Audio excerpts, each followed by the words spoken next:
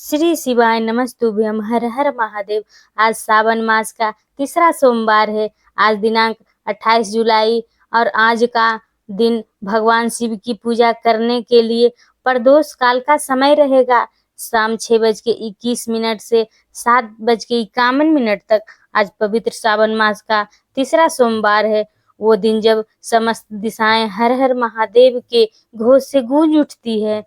इस मास में प्रत्येक सोमवार एक पुण्य स्रोत बन जाता है, जिसमें डुबकी लगाकर भक्तजन अपने जीवन के कष्टों से मुक्ति प्राप्त करते हैं। आइए आज की कथा से पहले शिव शंभू का ध्यान करें।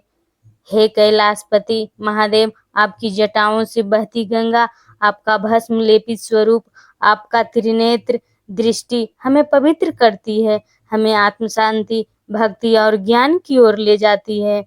हे करुणा निधान, हम सभी आपके चरणों में नमस्तक होकर प्रार्थना करते हैं। हमारे जीवन में यदि कोई भ्रम, बाधा या कोई दुख हो तो इस व्रत की कृपा से मिट जाए। आपका आशीर्वाद हमारे हृदय, परिवार, संकल्पों में सदा बना रहे।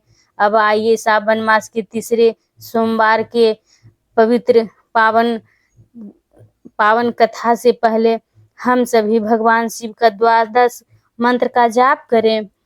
ओम सोमनाथाय नमः, ओम मल्लिका अर्जुनाय नमः, ओम महाकालेश्वराय नमः, ओम ओमकालेश्वराय नमः, ओम वैद्यनाथाय नमः, ओम भीमाशंकराय नमः, ओम रामेश्वराय नमः, ओम नागेश्वराय नमः, ओम केदारनाथाय नमः, ओम कृष्णेश्वराय नमः।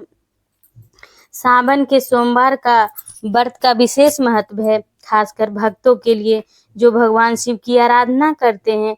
इस दिन व्रत करने से साधक की मनोकामनाएं पूर्ण होती हैं और जीवन में सुख समृद्धि आती है। आइए जानते हैं सावन के सोमवार की व्रत की नई कथा। प्राचीन काल की बात है। एक गांव में एक ब्राह्मण रहती थी। उसका नाम था सुमित्रा। वह बहुत धर्मपरायण और भक्ति में लीन रहने वाली थी। सुमित्रा के पति का नाम था रमेश, जो एक अच्छे व्यापारी थे। लेकिन एक दिन रमेश का व्यापार ठप हो गया और उनके पास पैसे की कमी हो गई। इस कारण से सुमित्रा बहुत चिंतित रहने लगी। एक दिन सुमित्रा ने एक साधु को गांव में आते देखा।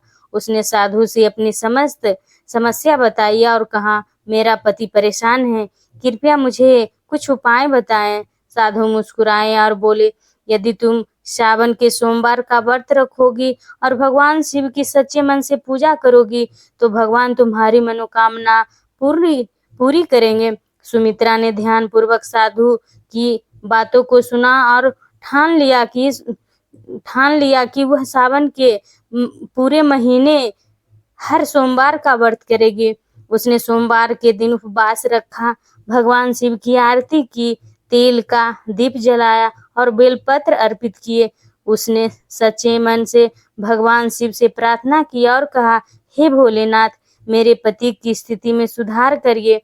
सावन के सभी सोमवारों को सुमित्रा ने पूरी श्रद्धा से व्रत किया। चतुर्थ सोमवार को भगवान शिव ने उन्हें स्वप्न में दर्शन दिए और कहा, भक्त की भक्ति कभी व्यर्थ नहीं जाती, तुम्हारे पति को जल्द ही समृद्धि मिलेगी।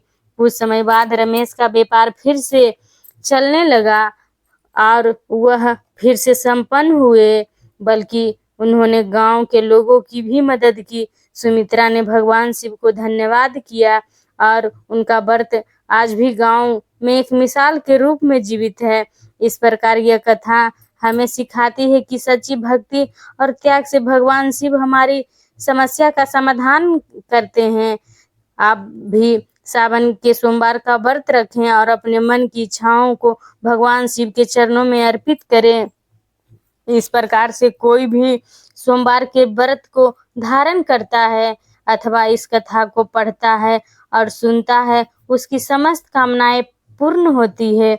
इसलिए सावन के सोमवार को अवश्य करना चाहिए। सावन के सोमवार करने से कुंवारी कन्याओं को अच्छा वर मिलता है और जो विवाहित है वो सदा सुहागन रहती हैं। इस व्रत को करने से जीवन की सभी कष्ट मिट जाती है और जो इस कथा को पढ़ता है, सुनता है, उसकी समस्त इच्छाएं, मनोकामना पूर्ण होती हैं।